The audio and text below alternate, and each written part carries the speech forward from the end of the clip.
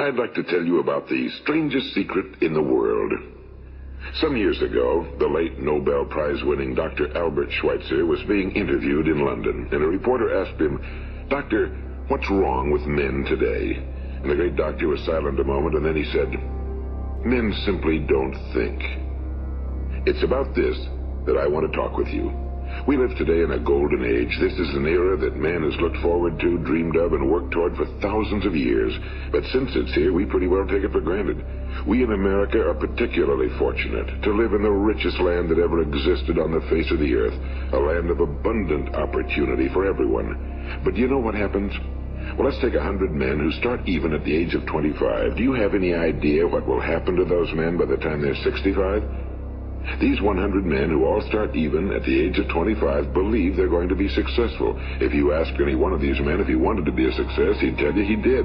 And you'd notice that he was eager toward life, that there was a certain sparkle to his eye, an erectness to his carriage, and life seemed like a pretty interesting adventure to him. But by the time they're 65, 1 will be rich. 4 will be financially independent. 5 will still be working. 54 will be broke. Now think a moment. Out of the 100, only 5 make the grade. Now why do so many fail? What has happened to the sparkle that was there when they were 25? What's become of the dreams, the hopes, the plans? And why is there such a large disparity between what these men intended to do and what they actually accomplished? When we say about 5% achieve success, we have to define success. And here's the best definition I've ever been able to find. Success is the progressive realization of a worthy ideal. If a man is working toward a predetermined goal and knows where he's going, that man is a success. If he's not doing that, he's a failure. Success is the progressive realization of a worthy ideal. Rollo May, the distinguished psychiatrist, wrote a wonderful book called Man's Search for Himself. And in this book he says, the opposite of courage in our society is not cowardice. It is conformity. And there you have the trouble today. It's conformity, people acting like everyone else without knowing why, without knowing where they're going. Now think of it. In America right now, there are over 18 million people 65 years of age and older. And most of them are broke. They're dependent on someone else for life's necessities. Now, we learn to read by the time we're 7. We learn to make a living by the time we're 25. Usually by that time, we're not only making a living, we're supporting a family. And yet, by the time we're 65, we haven't learned how to become financially independent in the richest land that has ever been known. Why? We conform. And the trouble is that we're acting like the wrong percentage group, the 95 who don't succeed. Now, why do these people conform? Well, they really don't know. These people believe that their lives are shaped by circumstances, by things that happen to them, by exterior forces. They're outer-directed people. A survey was made one time that covered a lot of men, working men, and these men were asked, "Why do you work? Why do you get up in the morning?" 19 out of 20 had no idea. If you ask them, they'll say, well, everyone goes to work in the morning, and that's the reason they do it, because everyone else is doing it. Now let's get back to our definition of success. Who succeeds?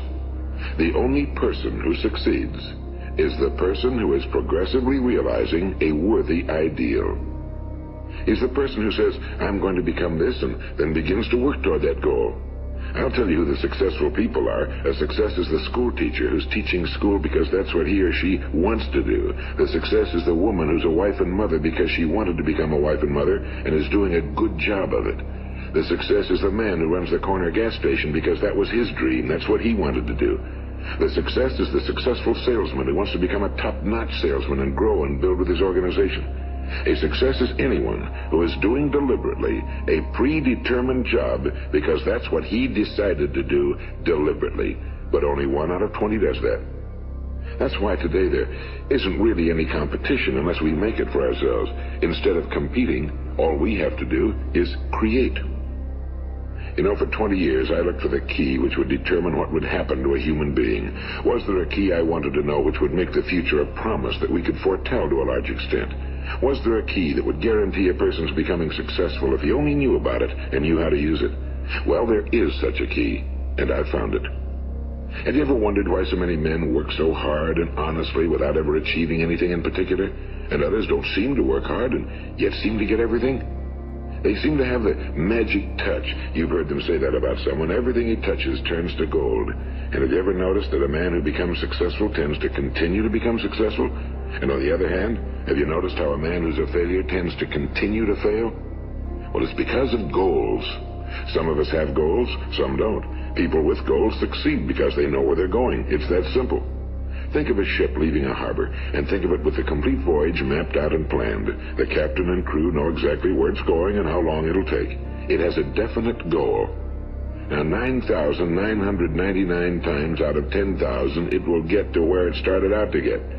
Now, let's take another ship, just like the first, only let's not put a crew on it or a captain at the helm. Let's give it no aiming point, no goal, no destination. We just start the engines and let it go. I think you'll agree with me that if it gets out of the harbor at all, it will either sink or wind up on some deserted beach, a derelict. It can't go anyplace because it has no destination and no guidance, and it's the same with a human being. Take the salesman, for example. There's no other person in the world today with the future of a good salesman. Selling is the world's highest paid profession, if we're good at it and if we know where we're going. Every company needs top-notch salesmen, and they reward those men. The sky's the limit for them. But how many can you find? Someone once said the human race is fixed, not to prevent the strong from winning, but to prevent the weak from losing. The American economy today can be likened to a convoy in time of war. The entire economy is slowed down to protect its weakest link, just as the convoy had to go at the speed that would permit its slowest vessel to remain in formation. That's why it's so easy to make a living today. It takes no particular brains or talent to make a living and support a family today. So we have a plateau of so-called such a very young man. It dawned upon me much later in life, and I found it to be one of the greatest, if not my greatest discovery outside of my relationship to God. The great law, briefly and simply stated, is that if you think in negative terms, you will get negative results. If you think in positive terms, you will achieve positive results. That is the simple fact, he went on to say, which is at the basis of an astonishing law of prosperity and success. In 3 words, believe and succeed. William Shakespeare put it this way: our doubts are traitors and make us lose the good we oft might win by fearing to attempt. George Bernard Shaw said, people are always blaming their circumstances for what they are. I don't believe in circumstances. The people who get on in this world are the people who get up and look for the circumstances they want, and if they can't find them, make them. Well, it's pretty apparent, isn't it? And every person who discovered this for a while believed that he was the first one to work it out. We become what we think about. Now, it stands to reason that a person who's thinking about a concrete and worthwhile goal is going to reach it, because that's what he's thinking about, and we become what we think about. Conversely, the man who has no goal, who doesn't know where he's going, and whose thoughts must therefore be thoughts of confusion and anxiety and fear and worry, becomes what he thinks about. His life becomes one of frustration and fear and anxiety and worry. And if he thinks about nothing, he becomes nothing. Now, how does it work? Why do we become what we think about? Well, I'll tell you how it works as far as we know. Now, to do this, I want to tell you about a situation that parallels the human mind. Suppose a farmer has some land, and it's good fertile land. Now, the land gives the farmer a choice. He may plant in that land whatever he chooses. The land doesn't care. It's up to the farmer to make the decision. Now, remember, we're comparing the human mind with the land because the mind, like the land, doesn't care what you plant in it. It will return what you plant, but it doesn't care what you plant. Now, let's say that the farmer has 2 seeds in his hand. One is a seed of corn. The other is nightshade, a deadly poison. He digs 2 little holes in the earth and he plants both seeds, one corn, the other nightshade. He covers up the holes, waters, and takes care of the land, and what will happen? Invariably, the land will return what's planted. As it's written in the Bible, as ye sow, so shall ye reap. Now remember, the land doesn't care. It'll return poison in just as wonderful abundance as it will corn. So up come the 2 plants, one corn, one poison. Now, the human mind is far more fertile, far more incredible and mysterious than the land, but it works the same way. It doesn't care what we plant. Success, failure. A concrete, worthwhile goal, or confusion. Misunderstanding, fear, anxiety, and so on. But what we plant, it must return to us. You see, the human mind is the last great unexplored continent on Earth. It contains riches beyond our wildest dreams. It will return anything we want to plant. Now, you might say, well, if that's true, why don't people use their minds more? Well, I think they figured out an answer to that one, too. Our mind comes as standard equipment at birth. It's free, and things that are given to us for nothing we place little value on. Things that we pay money for, we value. The paradox is that exactly the reverse is true. Everything that's really worthwhile in life came to us free. Our minds, our souls, our bodies, our hopes, our dreams, our ambitions, our intelligence, our love of family and children and friends and country, all these priceless possessions are free. But the things that cost us money are actually very cheap and can be replaced at any time. A good man can be completely wiped out and make another fortune. He can do that several times. Even if our home burns down, we can rebuild it. But the things we got for nothing, we can never replace. The human mind isn't used because we take it for granted. Familiarity breeds contempt. It can do any kind of job we assign to it, but generally speaking, we use it for little jobs instead of big, important ones. Universities have proved that most of us are operating on about 10% or less of our abilities. So decide now, what is it you want? Plant your goal in your mind. It's the most important decision you ever make in your entire life. What is it you want? You want to be an outstanding salesman? A better worker at your particular job? You want to go places in your company? In your community? Do you want to get rich? All you've got to do is plant that seed in your mind, care for it, work steadily toward your goal, and it will become a reality. It not only will, there's no way that it cannot. You see, that's a law, like the laws of Sir Isaac Newton, the laws of gravity. If you get on top of a building and jump off, you'll always go down. You'll never go up. And it's the same with all the other laws of nature. They always work. They're inflexible. Think about your goal in a relaxed, positive way. Picture yourself in your mind's eye as having already achieved this goal. See yourself doing the things you will be doing when you've reached your goal. Ours has been called the phenobarbital age, the age of ulcers and nervous breakdowns and tranquilizers. At a time when medical research has raised us to a new plateau of good health and longevity, far too many of us worry ourselves into an early grave trying to cope with things in our own little personal ways without learning a few great laws that will take care of everything for us. These things we bring on ourselves through our habitual way of thinking. Every one of us is the sum total of his own thoughts. He is where he is because that's exactly where he really wants to be, whether he'll admit that or not. Each of us must live off the fruit of his thoughts in the future, because what you think today and tomorrow, next month and next year, will mold your life and determine your future. You're guided by your mind. I remember one time I was driving through eastern Arizona and I saw one of those giant earth-moving machines roaring along the road at about 35 miles an hour with what looked like 30 tons of dirt in it. A tremendous, incredible machine. And there was a little man perched way up on top with the wheel in his hands guiding it. And as I drove along, I was struck by the similarity of that machine to the human mind. Just suppose you're sitting at the controls of such a vast source of energy. Are you going to sit back and fold your arms and let it run itself into a ditch? Or are you going to keep both hands firmly on the wheel and control and direct this power to a specific, worthwhile purpose? It's up to you. You're in the driver's seat. You see, the very law that gives us success is a two-edged sword. We must control our thinking.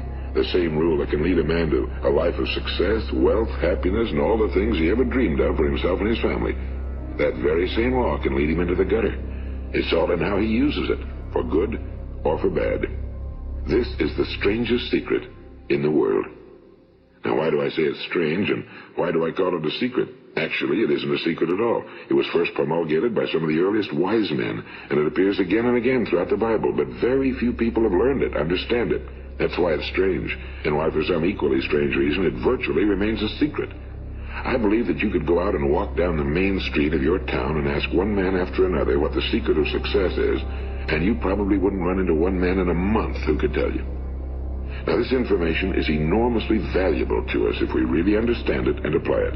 It's valuable to us not only for our own lives, but the lives of those around us, our families, employees, associates, and friends. Life should be an exciting adventure. It should never be a bore. A man should live fully, be alive. He should be glad to get out of bed in the morning. He should be doing a job he likes to do because he does it well.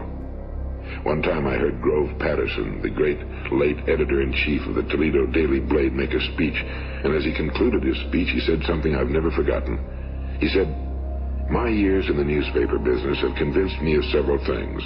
Among them, that people are basically good, and that we came from someplace, and we're going someplace. So we should make our time here an exciting adventure. The architect of the universe didn't build a stairway leading nowhere. And the greatest teacher of all, the carpenter from the plains of Galilee, gave us the secret time and time again. As ye believe, so shall it be done unto you. I've explained the strangest secret in the world and how it works. Now on this side, I want to explain how you can prove to yourself the enormous returns possible in your own life by putting this secret to a practical test. I want you to make a test that will last 30 days. It isn't going to be easy, but if you'll give it a good try, it will completely change your life for the better. Now, back in the 17th century, Sir Isaac Newton, the English mathematician and natural philosopher, gave us the natural laws of physics, which apply as much to human beings as they do to the movement of bodies in the universe. And one of these laws is that for every action, there is an equal and opposite reaction. Simply stated, as it applies to you and me, it means we can achieve nothing without paying the price. The results of your 30-day experiment will be in direct proportion to the effort you put forth. To be a doctor, you must pay the price of long years of difficult study. To be successful in selling, and remember that each of us succeeds to the extent of his ability to sell. Selling our families on our ideas, selling education in schools, selling our children on the advantages of living the good and honest life, selling our associates and employees on the importance of being exceptional people. To, of course, the profession of selling itself. But to be successful in selling our way to the good life, we must be willing to pay the price. Now, what is that price? Well, it's many things. First, it's understanding emotionally as well as intellectually that we literally become what we think about, that we must control our thoughts if we're to control our lives. It's understanding fully that as ye sow, so shall ye reap. Second, it's cutting away all fetters from the mind and permitting it to soar as it was divinely designed to do. It's the realization that your limitations are self-imposed and that the opportunities for you today are enormous beyond belief. It's rising above narrow-minded pettiness and prejudice. And third, it's using all your courage to force yourself to think positively on your own problem, to set a definite and clearly defined goal for yourself, to let your marvelous mind think about your goal from all possible angles, to let your imagination speculate freely upon many different possible solutions, to refuse to believe that there are any circumstances sufficiently strong to defeat you in the accomplishment of your purpose, to act promptly and decisively when your course is clear, and to keep constantly aware of the fact that you are at this moment standing in the middle of your own acres of diamonds, as Russell Conwell used to point out. And fourth, save at least 10% of every dollar you earn. It's also remembering that no matter what your present job, it has enormous possibilities if you're willing to pay the price. Now let's just go over the important points in the price each of us must pay to achieve the wonderful life that can be ours. It is, of course, worth any price. 1, you will become what you think about. 2, remember the word imagination and let your mind begin to soar. 3, courage. Concentrate on your goal every day. 4, save 10% of what you earn. And 5, action. Ideas are worthless unless we act on them. Now, I'll try to outline the 30-day test I want you to make. Keep in mind that you have nothing to lose by making this test and everything you could possibly want to gain. There are 2 things that may be said of everyone. Each of us wants something, and each of us is afraid of something. I want you to write on a card what it is you want more than anything else. It may be more money. Perhaps you'd like to double your income or make a specific amount of money. It may be a beautiful home. It may be success at your job. It may be a particular position in life. It could be a more harmonious family. Each of us wants something. Now write down on your card specifically what it is you want. Make sure it's a single goal and clearly defined. You needn't show it to anyone, but carry it with you so that you can look at it several times a day. Think about it in a cheerful, relaxed, positive way each morning when you get up. And immediately you have something to work for, something to get out of bed for, something to live for. Look at it every chance you get during the day and just before going to bed at night. And as you look at it, remember that you must become what you think about, and since you're thinking about your goal, you realize that soon it will be yours. In fact, it's yours really the moment you write it down and begin to think about it. Look at the abundance all around you as you go about your daily business. You have as much right to this abundance as any other living creature. It's yours for the asking. Now we come to the difficult part. Difficult because it means the formation of what is probably a brand new habit, and new habits are not easily formed. Once formed, however, it will follow you for the rest of your life. stop thinking about what it is you fear. Each time a fearful or negative thought comes into your consciousness, replace it with a mental picture of your positive and worthwhile goal. And there'll come times when you'll feel like giving up. It's easier for a human being to think negatively than positively. That's why only 5% are successful. You must begin now to place yourself in that group.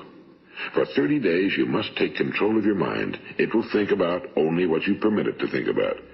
Each day for this 30-day test, do more than you have to do. In addition to maintaining a cheerful, positive outlook, give of yourself more than you've ever done before.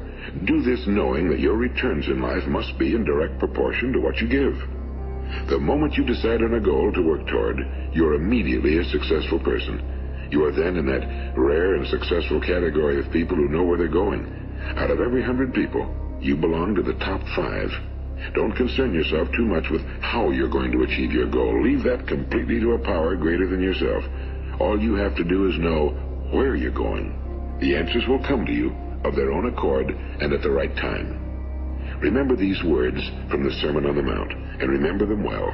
Keep them constantly before you this month of your test. Ask, and it shall be given you. Seek, and ye shall find. Knock, and it shall be opened unto you. For every one that asketh receiveth, and he that seeketh findeth, and to him that knocketh it shall be opened. It's as marvelous and as simple as that. In fact, it's so simple that in our seemingly complicated world, it's difficult for an adult to understand that all he needs is a purpose and faith. For 30 days, do your very best.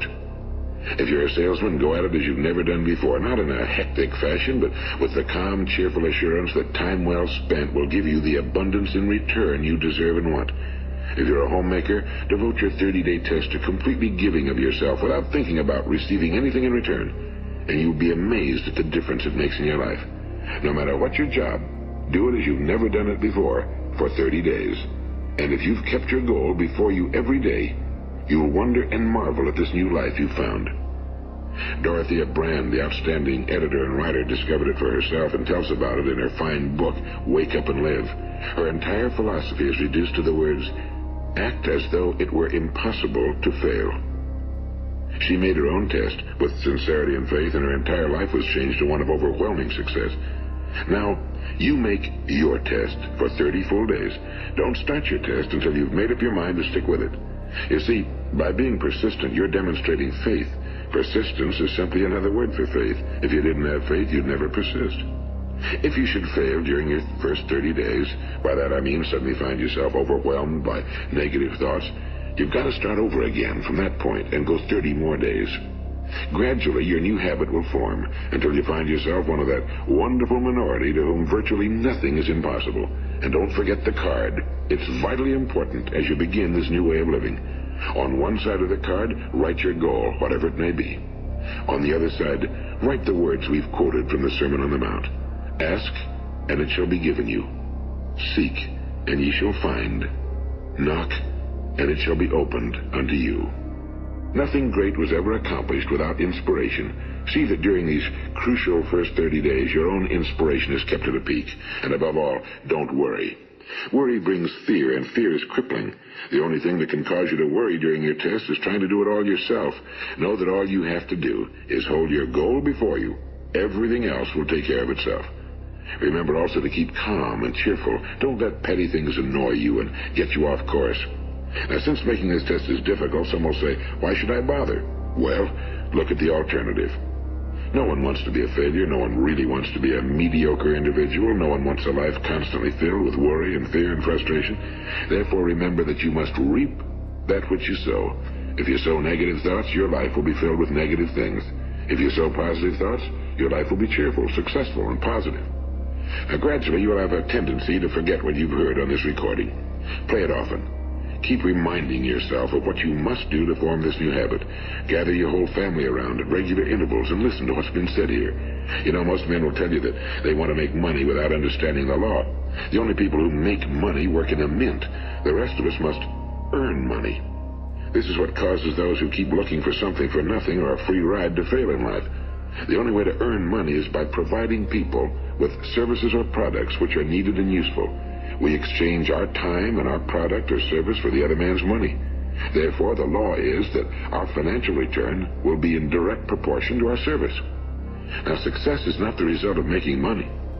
Making money is the result of success, and success is in direct proportion to our service. Most people have this law backwards. They believe that you're successful if you earn a lot of money. The truth is that you can only earn money after you're successful. It's like the story of the man who sat in front of the stove and said to it, "Give me heat, and then I'll add the wood." How many men and women do you know, or do you suppose there are today, who take the same attitude toward life? There are millions. We've got to put the fuel in before we can expect heat. Likewise, we've got to be of service first before we can expect money. Don't concern yourself with the money. Be of service, build, work, dream, create. Do this, and you'll find there's no limit to the prosperity and abundance that will come to you. Prosperity, is founded upon a law of mutual exchange. Any person who contributes to prosperity must prosper in turn himself. Sometimes the return will not come from those you serve, but it must come to you from someplace, because that's the law. For every action, there is an equal and opposite reaction. As you go daily through your 30-day test period, remember that your success will always be measured by the quality and quantity of service you render, and money is a yardstick for measuring this service. No man can get rich himself unless he enriches others. Now, there are no exceptions to a law. You can drive down any street in America and from your car estimate the service that's being rendered by the people living on that street. Had you ever thought of this yardstick before? It's interesting. Some, like ministers and priests and other devoted people, measure their returns in the realm of the spiritual, but again, their returns are equal to their service. Once this law is fully understood, any thinking person can tell his own fortune. If he wants more, he must be of more service to those from whom he receives his return. If he wants less, he has only to reduce his service. This is the price you must pay for what you want.